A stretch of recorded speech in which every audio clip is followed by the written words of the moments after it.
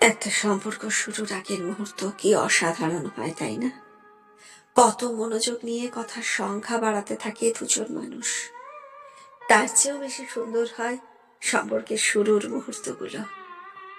মনে হয় মনে হয় এই একটা মানুষ যাকে আমার সবটুকু বলে দিতে মন চায়। শুরুর দিনগুলোতে অনেক সুন্দর সুন্দর স্মৃতির জন্ম হয়। দুজন মিলে একে অপরকে নিয়ে কত স্বপ্ন দেখে ফেলে। রাগ করে 2-4 দিন কথা না বলে থাকা, তারপর তারপর আবার সব ঠিক হয়ে যাওয়ার পরের মুহূর্তটা কি অদ্ভুত রকমের সুন্দর লাগে সবকিছু।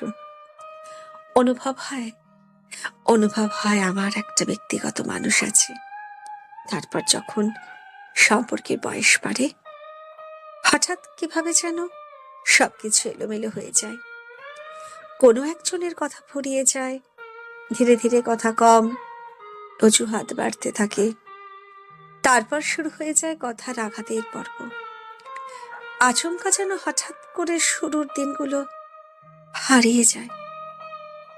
একদিন সব স্বাভাবিক হয়ে যাবে এই ভেবে একজন অপেক্ষা করে যায়, অন্যদিকে আরেকজন কিভাবে দূরত্ব তৈরি করে সম্পর্কের সমাপ্তি ঘটানো যায় সেই অপেক্ষায় থাকে।